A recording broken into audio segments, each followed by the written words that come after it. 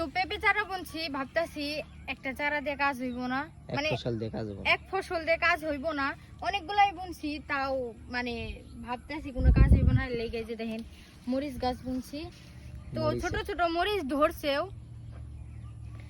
আর হলো মানে পেঁপে গুঁড়া যদি বড় হয় তাহলে এগুলো বিক্রি করে ভাবতাছি যে মিষ্টি কুমড়া বুনবো। তো এর আগেও কিন্তু আপনাদের দেখাইছি যে আমরা মিষ্টি লাউ গাছ বুনছিলাম, তো আলহামদুলিল্লাহ অনেক ধরছিল।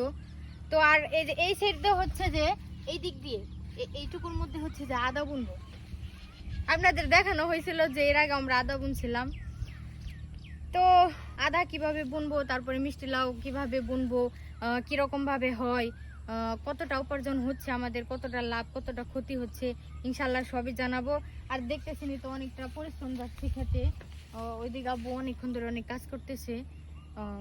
তো আমরাও আসছি আব্বুকে একটু সাহায্য করার জন্য আর আপনাদের আমাদের ক্ষেতটা দেখানোর জন্য। সবার সাথে শেয়ার করলাম, খুব ভালো লাগলো। তো দেখেন অনেকটা বড় কিন্তু আমাদের ক্ষেত, একেবারে ওই মাথায় থেকে হচ্ছে ওই পর্যন্ত অনেকটা বড়।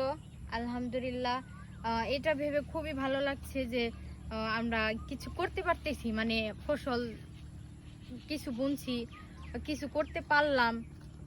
আর আরেকটা কথা হচ্ছে যে অনেক দেখবেন অনেক কষ্ট করে কিছু করলে ওইটা যদি নষ্ট হয়ে যায় অনেকটা কষ্ট লাগে।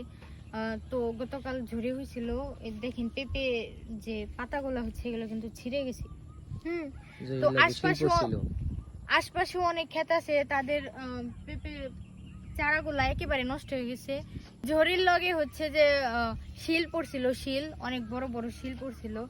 শিল তো আপনারা সবাই চিনেনি, উপরে থেকে যে ওই বরফগুলো পড়ে, তো ওই দিন অনেক বড় বড় বরফ পড়ছিল, মানে শিল পড়ছিল। শিলের কারণে দেখেন গাছের অনেকটা ক্ষতি হয়ে গেছে। তো আরো কষ্ট করতেছি যাতে গাছগুলা আর নষ্ট না হয়, অনেকটা পরিশ্রম করতেছি।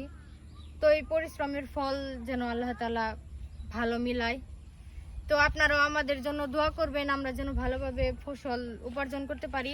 কতটা আয় করলাম এবং কতটা ক্ষতি হলো আপনাদের সবাইকে জানাবো, আমাদের পাশে থাকবেন। সবাই ভালো থাকবেন। আসসালামু আলাইকুম।